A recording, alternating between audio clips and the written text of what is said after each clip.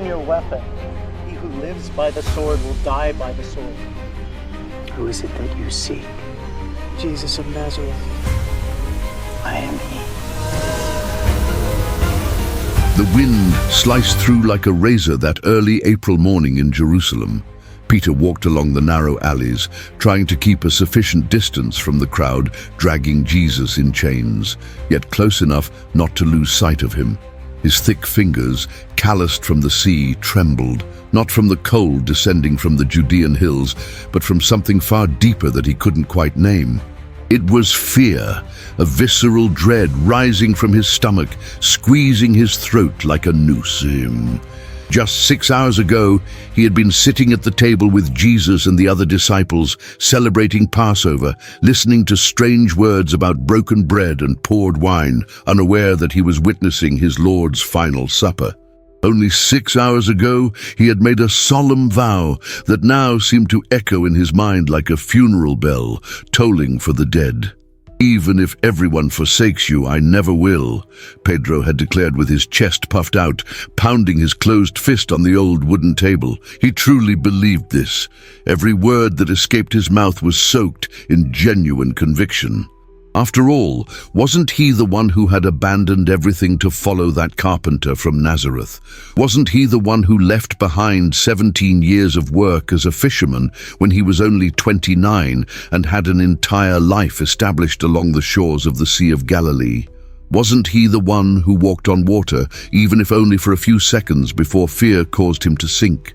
Pedro saw himself as the most loyal, the most committed, the first to defend Jesus when others whispered doubts. But Jesus had responded with something that cut through all that bravado like a sharp sword slicing through butter.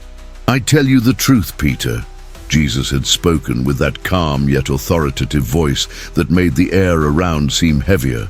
"Before the rooster crows to herald the new day, you will deny me 3 times. The words fell upon the table like stones into a tranquil lake, rippling out waves of uncomfortable silence. Peter had laughed, as if the very idea was too absurd to be taken seriously. "Impossible, Master," he had replied with that typical confidence of men who have never truly tested the limits of their own courage. "You can torture me, throw me into Herod's prisons, crucify me alongside you, but I will never, ever say I don't know you." The other disciples had murmured in agreement, each trying to outdo the other in declarations of unwavering loyalty, like children vying for their father's attention. But now, walking through those dark streets where only a few torches flickered against the limestone walls, Pedro began to feel the true weight of those prophetic words. They had gone to Gethsemane right after dinner, a peaceful garden where centuries-old olive trees cast deep shadows beneath the Passover full moon. Jesus asked them to pray, to stay vigilant, but the wine of the meal and the fatigue from the journey overcame them. Pedro had fought against sleep, truly fought it, but his eyes were heavy as stones and his head kept drooping onto his chest. 3 times Jesus found them sleeping. 3 times he awoke them with that expression of profound sadness that was worse than any reprimand. "The spirit is willing, but the flesh is weak," Jesus had said, and Pedro didn't understand at the time, but those words were beginning to make a terrible and profound sense now. Then the soldiers came. A horde of them, carrying torches, swords, and clubs, led by Judas, whose betrayal kiss still left a bitter taste in the air, like the smoke of burnt sacrifice. Peter had reacted instinctively, drawing the only sword they had and cutting off Malcho's ear, one of the high priest's servants. That moment of impulsive violence had brought a strange sense of relief, as if he could finally prove his loyalty through concrete action. He was ready to fight, ready to die, right there defending Jesus against those 50 or 60 armed soldiers. But Jesus had healed the man's ear and surrendered voluntarily, like a lamb that doesn't open its mouth before its shearers. And in that instant, when Jesus allowed the cords to be tied around his wrists without resistance, something inside Peter shattered like fine ceramics under sudden pressure. Everyone fled. John, James, Matthew, Philip, all vanished into the shadows like dissipating phantoms under the daylight. And Peter fled as well, but not far. He followed them at a distance, along with John, who knew the high priest and managed to enter the inner courtyard. Peter initially stayed outside, but John spoke with the gatekeeper and persuaded her to let him in as well. There he was now, in the courtyard of Caiaphas's palace, where Jesus was being tried in a judicial farce that had begun in the middle of the night, violating all Jewish laws regarding trials. The courtyard was spacious, surrounded by marble columns reflecting the orange glow of multiple fires lit to combat the early morning cold. Roman guards conversed in Latin, servants of the high priest hurried back and forth, delivering messages, and a group of people kept warm around the largest bonfire, where Peter chose to stand in order not to draw attention. The flames danced, casting elongated shadows on the stone walls, and Pedro kept his face partially hidden, pulling his cloak over his head. He could hear screams coming from the upper floor, furious voices accusing Jesus of blasphemy, of proclaiming himself the Messiah, of threatening to destroy the temple. Each false accusation was like a needle being driven under his nails. He wanted to run up those stairs, enter the judgment room, and shout the truth, but his feet seemed to have taken root in the stone floor. Around him, people spoke in hushed tones, speculating about the prisoner's fate. "I heard he brought a man back to life who had been dead for 4 days," someone commented. "Exaggerated stories," replied another. "Magic tricks, nothing more." Pedro clenched his fists until his nails dug into his palms, yet he remained silent, invisible, secure. That's when she approached. A young servant, perhaps around 22 years old, carrying a jar of wine to serve the guards. She passed by the fire, and her eyes met Pedro's face for a second that seemed to stretch into eternity. He saw recognition light up those dark eyes, like a candle being ignited in a dark room. She stopped, tilted her head slightly to the side, and then spoke loudly enough for everyone around to hear. "Hey you, were you with that Galilean Jesus? I'm sure I saw you with him in the temple a few days ago." Pedro's heart stopped beating for a moment, then raced like a galloping horse. All eyes turned toward him. A Roman guard, with scars on his face that told stories of ancient battles, narrowed his eyes with renewed interest. 2 servants of the high priest stepped closer a few paces. The air grew heavy with anticipation. Peter's mind raced through possibilities, like a man fleeing from a fire. If he confirmed, he would be immediately imprisoned. He would be whipped, interrogated, possibly executed alongside Jesus. His wife would become a widow, though they had no children to orphan. His entire family would be branded as associates of a convicted criminal. But more than anything, there was something primitive and irrational, a primal animal terror of pain and death that seized his tongue and forced words from his mouth that didn't sound like his. "Woman, I have no idea what you're talking about. I've never seen this man in my life." The words came out steady, convincing, even accompanied by a small, nervous laugh that surprisingly sounded natural. The servant furrowed her brow, confused, but shrugged and continued on her way. The people around the fire lost interest and returned to their conversations. Peter had passed the test. He had lied successfully, and that small victory brought not relief, but a nausea that rose from his stomach and burned his throat like bile. He stepped away from the bonfire, seeking a darker corner of the courtyard where he could breathe. His heart hammered so loudly that he was certain everyone could hear it. Cold sweat trickled down his back despite the pre-dawn chill. "It was just once," he whispered to himself, trying to rationalize what he had just done. "I can't help Jesus if I'm also imprisoned." That was wisdom, strategy. But even as he crafted these excuses, he knew they were as hollow as empty drums. He had denied Jesus not out of strategy, but out of pure cowardly terror. He had failed the first real test of his proclaimed loyalty just hours earlier, shouting it aloud. And the worst part was that deep down, he knew that if tested again, he would likely fail once more. It didn't take long for the second opportunity to arrive. Pedro had moved closer to the gate, perhaps contemplating an escape, a dash away from that cursed place where every second seemed to drag his soul deeper into a dark well. But he couldn't bring himself to pass through that gate. Something held him there, an invisible cord tied between him and the man being judged up above. Then another woman, an older gatekeeper with grey hair escaping her veil, looked at him with the same dreadful recognition. "This man was with Jesus of Nazareth," she announced to a group of people passing by, carrying firewood for the fires. This time, Pedro didn't hesitate. Words burst from his mouth like water from a broken jug. "I swear by all that's sacred, by Almighty God, I do not know this man." He even raised his hands in a gesture of offended innocence, as if the very accusation were an insult to his honor. The woman appeared convinced by the vehemence of her denial and moved on. But this time the nausea was stronger, the shame deeper. Pedro leaned against a cold column, his legs as weak as wet straw. Twice now. Twice he had denied knowing the man who had changed his entire life, who had called him rock and promised to build something eternal upon him. He looked at his hands, those hands that had touched the lepers when Jesus healed them, that had distributed loaves and fishes multiplied to feed thousands, that had held Jesus' feet and washed them with tears of sincere devotion. Now those same hands trembled with the invisible mark of betrayal, and then, as if the universe conspired to utterly shatter what little remained of his dignity, the third moment arrived. A group of men approached, likely temple guards who had just finished their shift. They looked at Peter with that mixture of curiosity and suspicion he was beginning to recognize all too well.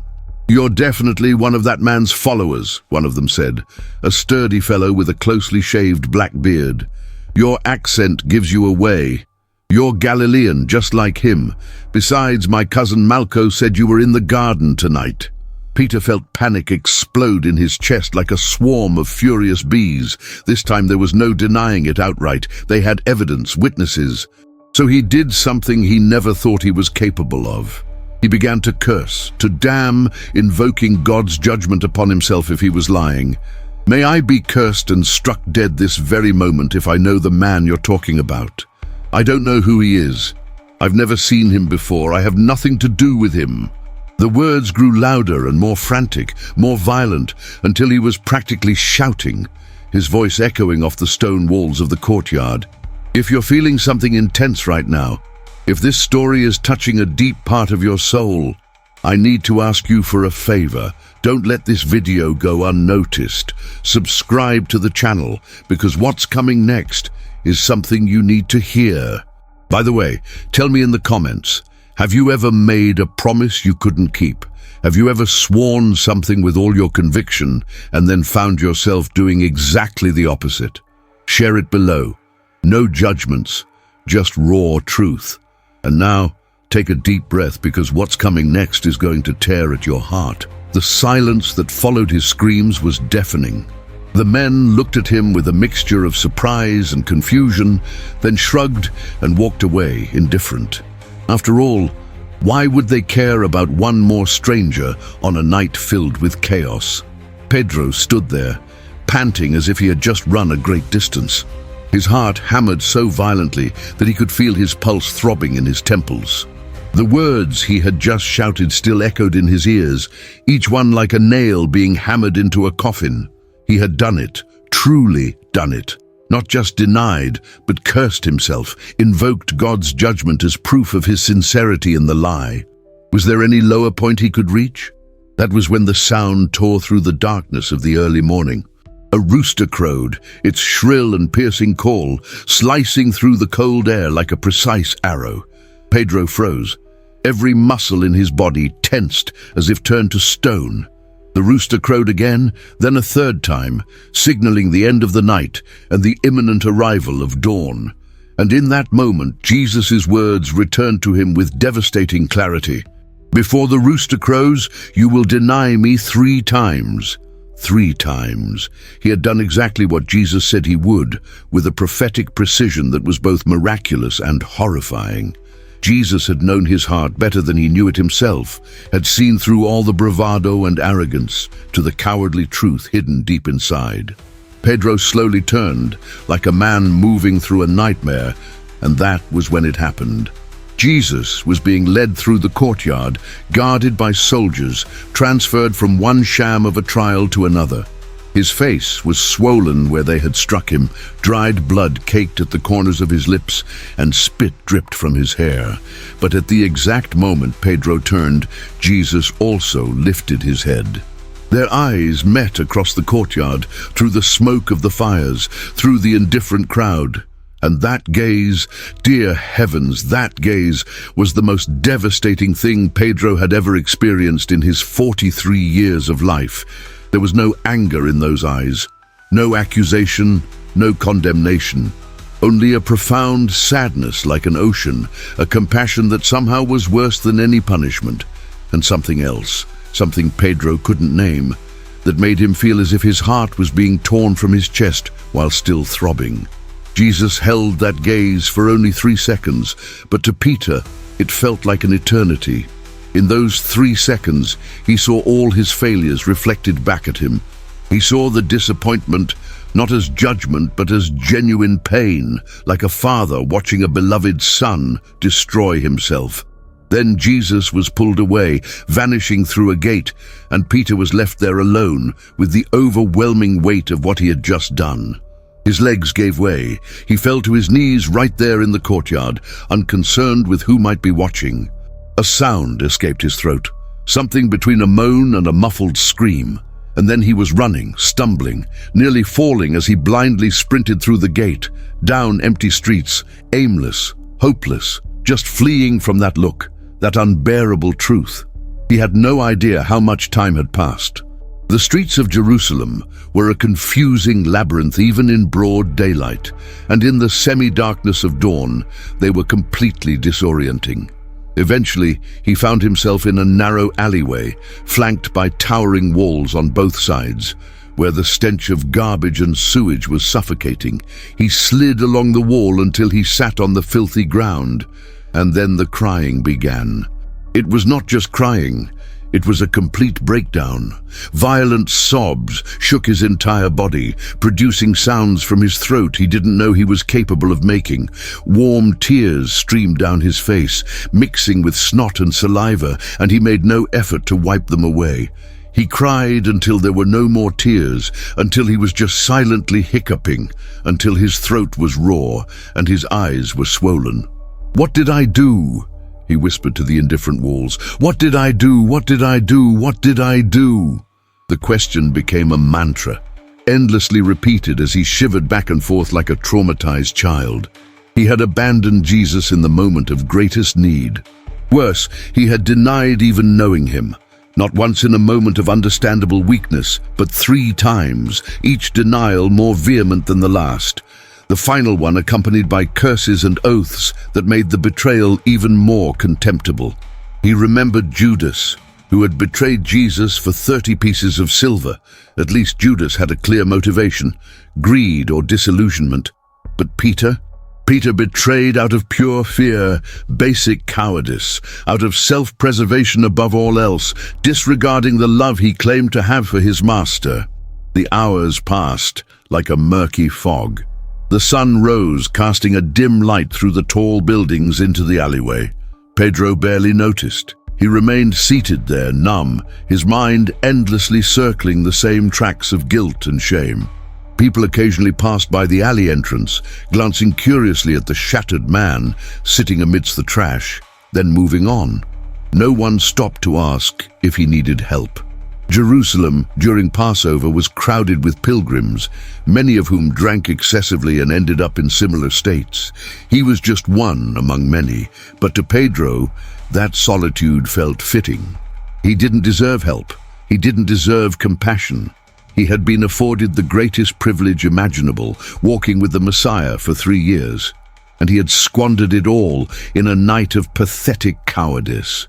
Eventually, driven by thirst and hunger that even the deepest despair cannot indefinitely suppress, Peter arose and began to wander aimlessly through the streets. Jerusalem was surprisingly lively for such an early hour. Groups of people conversed animatedly at street corners. Merchants opening their shops discussed recent developments. Peter caught fragments of conversations. The governor is interrogating him now. Pilate doesn't want to crucify him. The Pharisees are demanding his death. Jesus. They were talking about Jesus.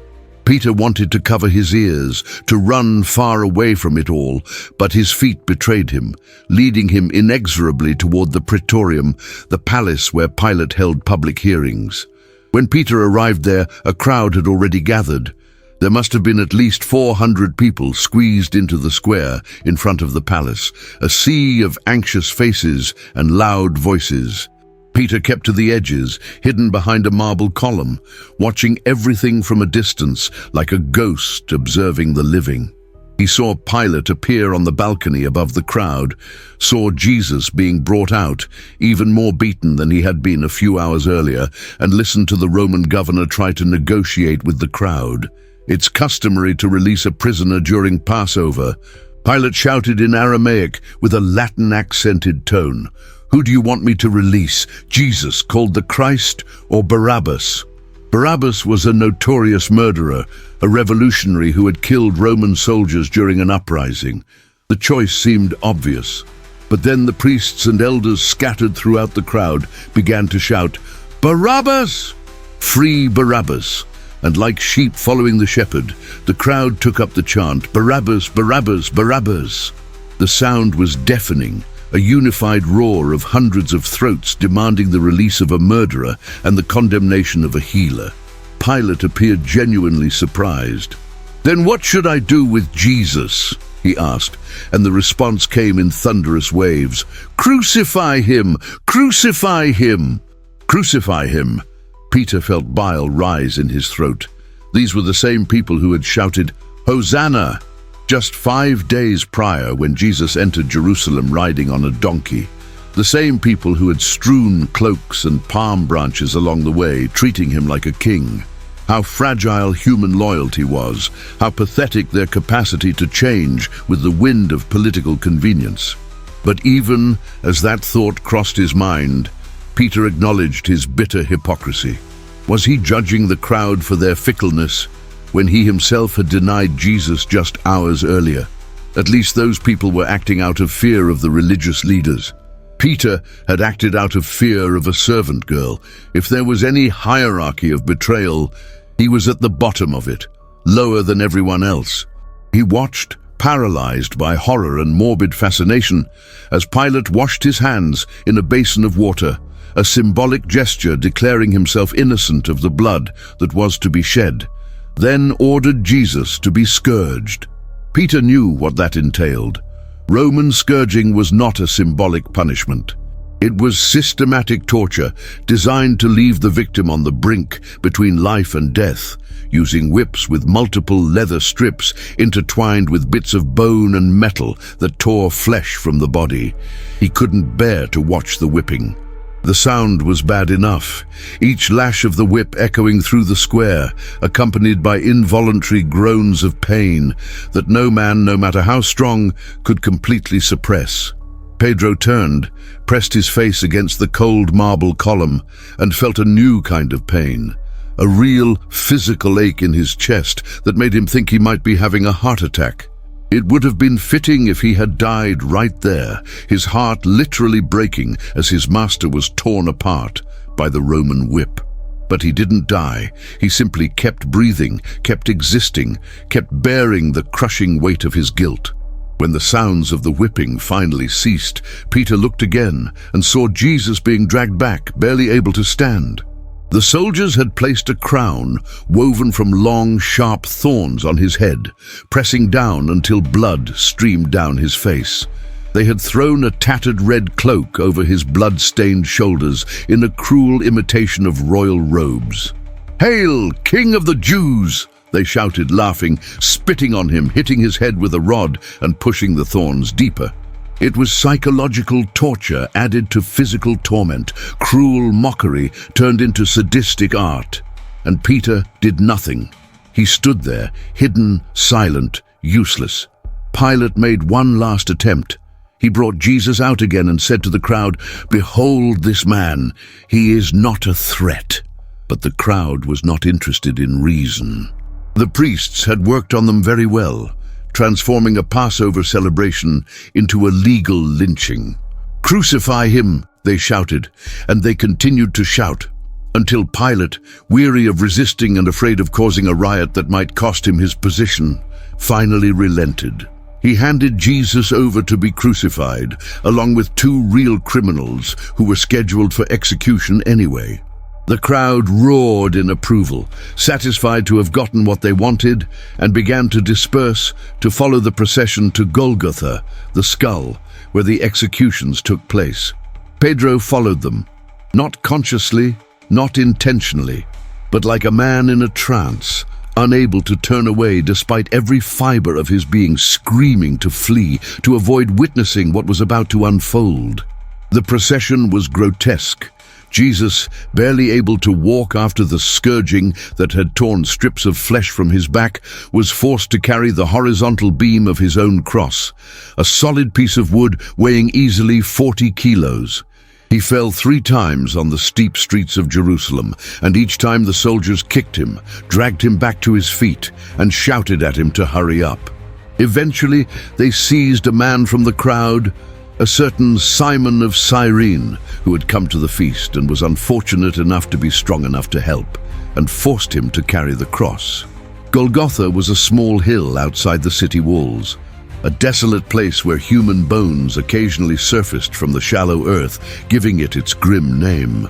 3 crosses had already been prepared, holes dug into the rock to hold them upright. Peter found a spot behind some large rocks where he could see but not be easily seen. There were others present as well, mainly women who had followed Jesus from Galilee, including his mother Mary, whose face was a mask of contained sorrow that seemed older than time itself. John was with them, the only other disciple brave enough to be there. Peter felt a sharp pang of envy and self-loathing. John was younger, only 25, but possessed more courage than he did. The crucifixion itself was swift and brutally efficient. The Roman soldiers had done this hundreds of times before and had reduced the process to a cruel science. They stretched Jesus out on the wood, and then came the nails. Pedro heard each hammer blow, every strike of metal against metal driving iron through flesh and bone. 3 nails, one through each wrist, where the bones of the arm could support the weight of the body, and one through both crossed feet. The sound was indescribable, a mix of metallic impact and something deeper, more visceral, that made the stomach turn. Jesus did not scream, but involuntary moans of pain escaped between his clenched teeth. Then the soldiers lifted the cross, dropping it into the prepared hole with an impact that must have sent waves of agony through every wound in his tortured body. And so began the slow agony of the crucifixion. It was not a swift death. The body, hanging with arms outstretched, could not breathe properly. To inhale, the victim had to push upward with their nailed feet, causing excruciating pain but allowing the lungs to expand. Then, exhausted, they would let the body fall back down, suspending all their weight from the nailed wrists. It was a cycle of torment that could last for hours or even days, with death eventually coming by asphyxiation when the muscles could no longer muster the strength to push upward once more. The Romans had devised the perfect method of public execution, maximizing both suffering and visibility as a warning to others. Pedro watched everything from his hidden position, silent tears streaming down his face, unable to look away despite every instinct screaming at him to run. The soldiers divided Jesus' garments among themselves, casting lots to decide who would get the seamless tunic that was particularly well made. People passed by, shaking their heads in mockery. "You who said you would destroy the temple and rebuild it in 3 days, save yourself. Come down from that cross." The priests and scribes were also there, savoring their victory. He saved others, but he can't save himself. If he's really the Messiah, may God deliver him now. Human cruelty seemed limitless, mocking a man dying in the most painful way imaginable. But what completely broke Peter was when Jesus spoke. His voice was hoarse, each word requiring immense effort as he pushed upward to draw enough air to form sounds. "Father, forgive them, for they do not know what they are doing." Forgiveness. In the midst of all that incomprehensible agony, betrayed, denied, and abandoned by everyone, Jesus was praying for the forgiveness of his tormentors. And if he was praying for the forgiveness of the soldiers who drove in the nails, the priests who orchestrated his death, the crowd that shouted, "Crucify him," then surely, definitely, he was also including Peter in that prayer. That thought was a knife spinning in his heart. He didn't want forgiveness. Forgiveness seemed too cheap, too easy for what he had done. He wanted punishment. He wanted to suffer as Jesus was suffering. He wanted some way to pay for his betrayal. The hours dragged on with torturous slowness. The sun rose higher in the sky, making the heat almost unbearable. Jesus spoke occasionally, each statement carrying profound significance. He comforted one of the criminals crucified beside him, promising him paradise that very day. He entrusted his mother to John's care. He quoted Psalms, his mind even in agony, clinging to the scriptures he had known since childhood. And then, around noon, something extraordinary happened. The sky began to darken. It was not natural storm clouds, but something more strange, more sinister. It was as if the sun itself was being blotted out, a supernatural darkness that descended upon the entire earth as the creator of light hung dying on a Roman execution tree. The darkness lasted 3 hours. 3 hours of an unnatural twilight that left everyone uneasy and afraid. The mockers fell silent. The soldiers stopped playing dice and gathered close, their hands on their spears, nervously looking around as if expecting something terrible to emerge from the darkness.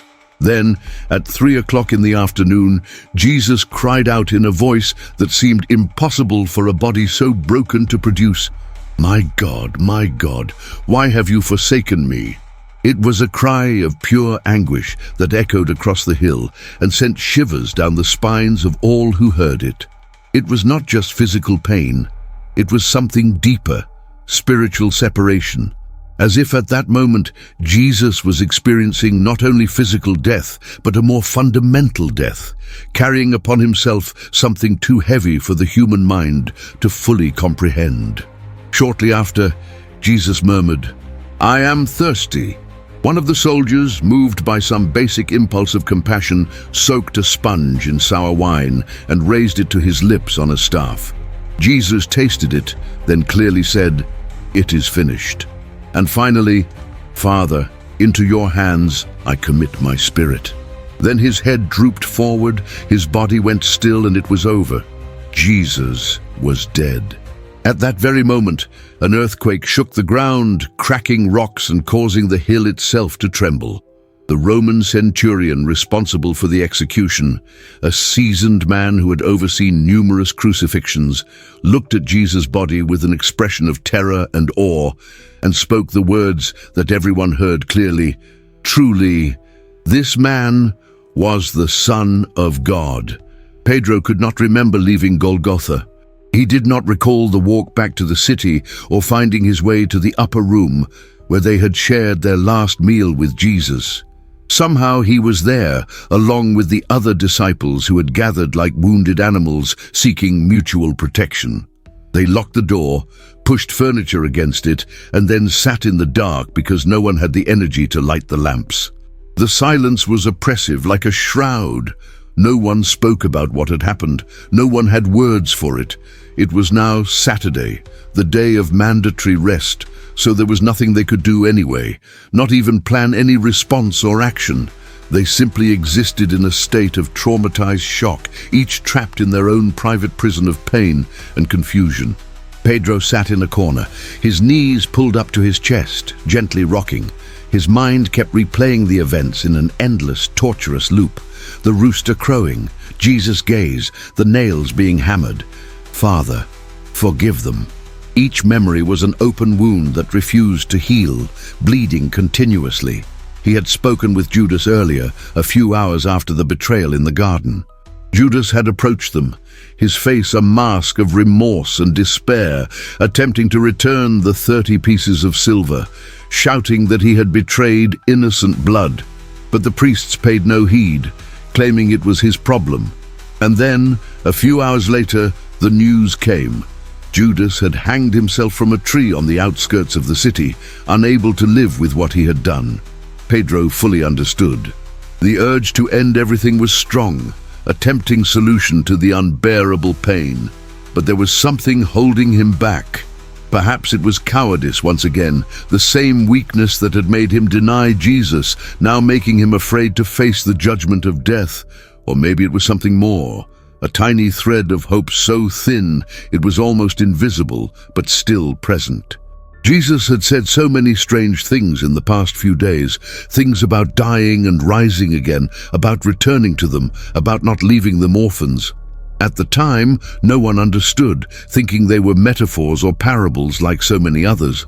But now Peter wondered, what if, no, it was impossible. Dead people didn't come back to life. That was just fantasy, a pathetic denial of the brutal reality that Jesus was dead, and everything they had dedicated their lives to over the past 3 years was over. Saturday passed with agonizing sluggishness. Early Sunday morning, the women left the upper room to go to the tomb. Joseph of Arimathea, a secret member of the council who sympathized with Jesus, had obtained permission from Pilate to take down the body and had placed it in a new tomb hewn out of rock. His own tomb he had prepared for his eventual death. The women wanted to anoint the body properly, as everything had been hurried on Friday due to the approaching Sabbath. Peter and the other men stayed behind, still locked in, still afraid of being arrested as associates of an executed criminal. But then the women returned, running and shouting incoherent things about the tomb being empty, about angels, about Jesus being alive. They thought the women had gone mad with grief, but Mary Magdalene was particularly insistent, grabbing Peter's arm with surprising force. "You have to see, the body isn't there, someone took it." Peter looked at John, seeing the same mixture of impossible hope and skepticism in his eyes, and then, without argument, they both ran. They sprinted through the still empty streets of Jerusalem, with John running faster because he was younger, reaching the garden where the tomb was located. Peter arrived seconds later, panting, and found John standing outside the tomb entrance, hesitant to go in. Peter hesitated. He crouched down and entered the dark tomb. It took a moment for his eyes to adjust to the darkness, and then he saw. The body was really not there, but it didn't seem like a theft. The linen cloths that had wrapped the body were still there, carefully folded, as if someone had exited them rather than removing them. The cloth that had covered Jesus' face was separated, rolled up in its own place. Thieves wouldn't have wasted time unwrapping a body and organizing the linens. They would have taken everything together and left quickly. That was something else. But what? Peter didn't know what to think or feel. He left the tomb dazed and confused, and he and John returned to the upper room silently, each lost in his own turbulent thoughts. The rest of that Sunday was a whirlwind of contradictory and impossible accounts. The women swore that angels had told them Jesus was alive. 2 disciples traveling to a town called Emmaus hurried back, claiming they had walked and eaten with Jesus, though they did not recognize him until he broke the bread in a certain way. Everyone was in a state of hysterical excitement or total confusion, with no one knowing what to believe. Peter remained silent, not participating in the heated discussions. He wanted to believe. God, how he wanted to believe. But he couldn't shake the feeling that he didn't deserve the grace of seeing Jesus again, not after what he had done. And then, that night, while they were all gathered in the upper room with the door still locked out of fear of the Jewish leaders, Jesus appeared. He didn't knock, didn't open the door. He simply was suddenly there among them. Peter thought he was hallucinating, but everyone else saw him too, so either it was real or they had all gone crazy together. Jesus looked around the room, his eyes settling on each face, and then spoke with that familiar voice, "Peace be with you." There was no accusation in his tone, no mention of abandonment, denial, or fear, just peace. He showed the nail marks in his hands and the spear wound in his side, proof that it was truly him, not a ghost or spirit. And then, in some even more miraculous way, he ate fish with them, laughing at the expressions of utter shock on their faces. Pedro couldn't speak. His throat was closed, the words trapped behind a knot of emotion that seemed impossible to untie. Jesus was alive. Somehow, in a way that defied all laws of nature and reality, Jesus had risen from the dead. And the first thing he did was offer peace to the men who had abandoned him. He breathed upon them, symbolically imparting the Holy Spirit, spoke of forgiving sins, encouraged them. But he didn't look directly at Peter, not yet, and Peter felt that omission like a dagger. Perhaps he was the only one whose sin was unforgivable after all. Perhaps denying Jesus 3 times was the line that could not be crossed. The weeks that followed were surreal. Jesus would appear and vanish, teaching them and preparing them for something he called the coming of the Spirit, explaining how the scriptures had always pointed to everything that had transpired. Yet there remained a distance between him and Peter, not out of anger, but due to something unresolved, a necessary conversation that still hadn't taken place.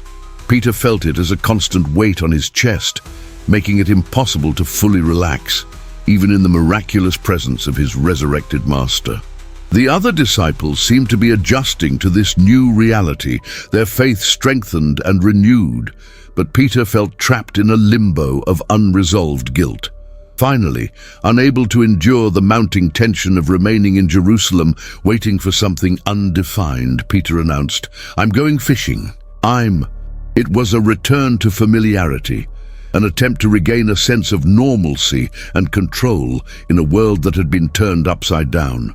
6 other disciples decided to join him: Thomas, Nathanael, the sons of Zebedee, and 2 others.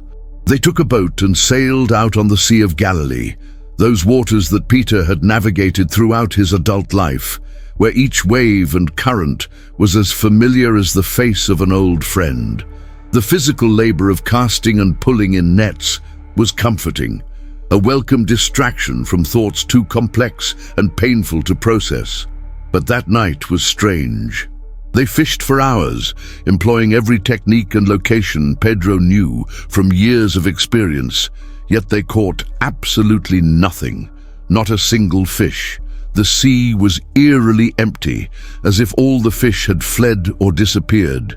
As the night wore on and frustration mounted, Pedro began to wonder if this was some sort of judgment as well, if even his old trade now rejected him. Perhaps he could never go back. Maybe once you walked with the Messiah, even if you betrayed him, there was no returning to the life you once knew. You were marked forever, changed in ways that made it impossible to fit into your old mold. As dawn began to break the sky on the horizon, they were exhausted, discouraged, and heading back to the beach, empty-handed. That was when they saw a figure on the shore, perhaps about 100 meters away. The figure's voice reached them through the water. "Children, do you have any fish?" A simple question, likely from someone expecting to buy fresh fish. "No!" they shouted back, clearly frustrated. Then the figure said something strange. "Cast the net on the right side of the boat, and you will find some." It was a nonsensical instruction. What difference would it make which side of the boat they cast the net on? But something in the voice, a certain authority, made Peter obey without hesitation. They cast the net on the right side, and immediately it became so heavy that they could barely hold it. Fish, hundreds of them, maybe thousands, filling the net to the point that it threatened to tear. Fish of all sizes creating a weight that caused the boat to tilt dangerously. John looked at the figure on the shore, then at Peter, and his eyes widened in recognition. "It's the Lord," he said, and those 3 words struck Peter like lightning. This had happened before, exactly the same. 3 years ago, when Jesus first called him the same miraculous catch after an empty night. It was as if time had come full circle, bringing them back to the beginning. Peter didn't think. He grabbed his outer cloak, wrapped it around himself because he was working shirtless, and then simply jumped from the boat into the water. It was only about 1.5 meters deep there, so he waded quickly to the shore, water splashing around him, his heart pounding with a mixture of anticipation and terror. What conversation was about to happen? What accountability? When he reached the shore, he saw that Jesus had prepared a fire and was cooking fish and bread. The aroma was wonderful, but Peter barely felt hungry through the knot in his stomach. "Bring some of the fish you just caught," Jesus said calmly. Then Peter turned back to help the others drag the massive net onto the beach. Someone counted 153 large fish, and miraculously the net hadn't torn despite the impossible weight. "Come eat," Jesus invited them, and they sat around the campfire in a strange silence. No one dared to ask, "Who are you?" because everyone knew it was the Lord. But there was something about the entire situation that was simultaneously deeply familiar and profoundly strange. Jesus distributed the fish and bread, serving them as a host would serve honored guests, a complete reversal of roles that made everything even more surreal. They ate in silence, the crackling of the fire and the gentle sound of waves on the shore, the only interruptions to the morning stillness. So, after they finished eating, Jesus turned to Peter. Their eyes met for the first time since that dreadful night in the courtyard, and Peter felt everything anew, layers of shame, remorse, and self-hatred crashing over him like a wave. "Simon, son of John," Jesus said, using his original name. The name he had before Jesus called him Peter, the Rock. "Do you love me more than these?" It was a strange, ambiguous question. "More than these other men love me? More than you love these fish and boats and this old life?" But regardless of the intended meaning, the question demanded an honest answer, and Peter had learned much about his own capacity for self-deception. "Yes, Lord," he replied, his voice quivering slightly. "You know that I love you." He didn't declare supreme love as he had 3 years prior. He didn't make grand declarations or bold promises, just a simple, vulnerable statement, acknowledging that Jesus knew the truth of his heart better than he himself did. And Jesus said, "Take care of my sheep." Not a rebuke, but a commission, a task given, a responsibility entrusted. Peter felt something begin to shift in his chest, like ice starting to crack beneath the spring sun. But Jesus wasn't finished. He asked again, "Simon, son of Jonah, do you love me?" And once more Peter answered, "Yes, Lord, you know that I love you." And Jesus said, "Feed my sheep." Then came the third question, "Simon, son of Jonah, do you love me?" And this time Peter felt her pain, the deliberate significance of 3 questions echoing 3 denials. Jesus was giving him the opportunity to reaffirm his love as many times as he had denied it, erasing each denial with a declaration, replacing every memory of cowardice with an act of vulnerable courage. Peter was deeply saddened that Jesus had to ask a 3rd time, not because he doubted Jesus, but because it forced him to confront the fullness of his failure. But he responded, his voice now wet with tears, "Lord, you know all things. You know that I love you." And Jesus said, "Take care of my sheep." Then he continued, his voice becoming more serious, "Truly, I tell you, when you were younger, you dressed yourself and went wherever you wanted. But when you are old, you will stretch out your hands, and someone else will dress you and lead you where you do not want to go." Peter understood. Jesus was speaking about the kind of death he would eventually face, a death that would glorify God. It wouldn't be easy or peaceful. It would be martyrdom, likely crucifixion like Jesus himself. But this time, Peter wouldn't run away. This time, strengthened not by his own confidence but by God's grace, he would remain faithful until the end. And strangely, that prophecy of future death didn't evoke fear, but something akin to peace. It was a second chance, an opportunity to prove loyalty, not through empty words, but through ultimate sacrifice. "Follow me," Jesus said, and he began to walk along the beach. Peter followed him, and as they walked, he looked back and saw John coming behind them. "Lord, what about him?" Peter asked, always practical, always eager to understand how the pieces fit together. Jesus responded with a hint of humor. "If I want him to remain until I return, what is that to you? As for you, follow me." It was a gentle yet firm rebuke. Peter didn't need to know the fate of John or anyone else. His responsibility was to follow Jesus, end of story. Not to compare his path with others, not to measure his suffering or calling against theirs, but simply to obediently follow wherever Jesus led him. At that moment, walking along the beach as the sun was completely rising, painting the sky in shades of gold and pink, something fundamental changed in Pedro. Guilt did not entirely disappear. He would carry the scars of his denial for the rest of his life, but it lost its paralyzing power. He had been truly and completely forgiven, not because he deserved it, but because Jesus chose to extend grace. And this forgiveness was neither empty nor conditional. Jesus didn't just say, "You are forgiven, now go away and don't bother me anymore." He said, "You are forgiven, and I trust you with the most precious things to me, my sheep, my people." That was restoration, not just pardon. That was being not only cleansed but recommissioned, given renewed purpose and undeserved confidence. In the years that followed, Peter would become the bold leader Jesus had always seen in him, now tempered by humility, born of failure. On Pentecost, 50 days after the resurrection, when the Holy Spirit descended like fire and wind upon the gathered disciples, it was Peter who stood up and preached to the crowd that had assembled, drawn by the supernatural phenomenon. This was the same man who had denied knowing Jesus before a servant girl, now boldly proclaiming before thousands, "This Jesus you crucified, God has resurrected, and we are all witnesses of it." 3,000 people converted that day, marking the beginning of the church that would eventually spread to the farthest corners of the known world. Peter performed miracles in the name of Jesus, healings that echoed those Jesus had performed, including raising a woman named Dorcas from the dead. He was imprisoned multiple times for preaching about Jesus, whipped, threatened, but he never again denied his Lord. When the Jewish leaders ordered him to stop teaching in the name of Jesus, he responded with a courage that would have been impossible before his breaking and restoration. "Judge for yourselves whether it is right in God's sight to obey you rather than God.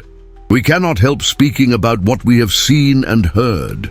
This was not the Peter who had arrogantly sworn loyalty, but the Peter who knew his own weakness and therefore relied entirely on God's strength. He led the church through its tumultuous early years, navigating disputes over whether Gentiles could be included without first becoming Jews, a question that threatened to divide the movement before it truly took shape. It was Peter who received the vision of unclean animals being declared clean, preparing him to understand that God was opening the door of faith to all peoples. He baptized the first converted Gentile, a Roman centurion named Cornelius, risking criticism from Jews who believed he was betraying their roots. But Peter had learned that following Jesus meant transcending comfortable boundaries, beyond the limits of what was familiar and safe. Eventually, decades after that morning on the beach, Jesus' prophecy was fulfilled. Peter was in Rome, the capital of the empire that had crucified his Lord, preaching the gospel even under the nose of Emperor Nero, who blamed the Christians for the great fire that had destroyed part of the city. The persecution was fierce. Christians were used as human torches to light Nero's gardens, sewn into animal skins and torn apart by wild dogs, or crucified along the roads as warnings. And finally they came for Peter as well. He was sentenced to crucifixion, the same death Jesus had suffered. But tradition says that when the time came, Peter made a final request. "I am not worthy to die in the same manner as my Lord. Crucify me upside down." And so it was. Peter, who who had denied Jesus 3 times to save his own skin, now chose an even more painful form of execution out of humility and reverence. Hung upside down as blood rushed to his head and his lungs struggled to function, Peter finally experienced the love he had proclaimed, but had been unable to demonstrate on that terrible night decades earlier. He died not as a coward fleeing into the shadows, but as a daring martyr whose blood would become the seed for the explosive growth of the church. The rock upon which Jesus built his church was forged not in spite of his breaking, but because of it. Not despite his denial, but through his repentance and restoration afterward. Pedro's story isn't about a hero who never failed. It's about an ordinary man who experienced a catastrophic failure, who uncovered the depths of his own weakness in the most humbling way, and then found in Jesus' grace something stronger than his own strength, more faithful than his own fidelity, bolder than his bravado could ever be. It's a story about how God doesn't need perfect people, only those willing to be honest about their imperfection and open to receiving grace. It's about how the worst night of your life can become the prelude to the deepest transformation of your soul. It's about how 3 denials can be overwritten by 3 affirmations, and how a look of unconditional love can change you more profoundly than 1,000 rebukes. Pedro, the fisherman who became the leader of the early church, taught generations of believers that no failure is final when you serve a risen Savior, that grace surpasses our worst moments. That restoration is always within reach, no matter how far you have fallen, and that the path to true courage does not lie in never being afraid, but in learning to trust God when you are terrified. Every time a Christian hesitates in their faith and then finds renewed courage, they are living the story of Peter. Every time someone denies Jesus in word or deed and then repents and returns, they are walking the path that Peter paved with his own bitter tears and subsequent joy. Peter's denial was not the end of his story. It was the beginning of his true journey of faith. A journey built not on self-confidence, but on complete dependence on God's undeserved grace. And perhaps this is the greatest lesson of all, that God specializes in using broken vessels, that cracks are where the light enters, that your greatest weakness, once surrendered to God, can become the gateway to your greatest strength. Peter did not become useful despite his denial, but in a sense because of it. Because that humbling experience taught him about the depth of grace in a way no success could have illustrated. He learned that it was not about his ability to remain faithful, but about Jesus' capacity to stay faithful even when we fail. And that lesson, bought at the bitter price of shame and tears, transformed him from the Peter who proclaimed his loyalty with hollow arrogance into the Peter who truly lived that loyalty unto death, not by his own strength, but by the strength that comes from having been forgiven much and thus loving much. Pedro's story teaches us that no matter how deeply you've fallen, no matter how completely you've failed, and no matter how many times you've denied the truth you claim to believe, there is still hope. There is still restoration. There is still a path back, not only to forgiveness, but to renewed purpose and meaningful mission. Jesus not only forgives our failures, he redeems them, transforming even our worst moments into tools for his greater purpose. The rock upon which the church was built was a stone that had been broken and mended by grace, and perhaps that is why it was strong enough to withstand whatever came its way. Because strength that comes from never having been tested is fragile, but strength that has been broken and rebuilt by God is indestructible. Look, if you've made it this far, you've just heard one of the most transformative stories in the entire Bible. The story of a man who had every reason to fail, but whose life was reached by God's grace in the deepest part of his shame.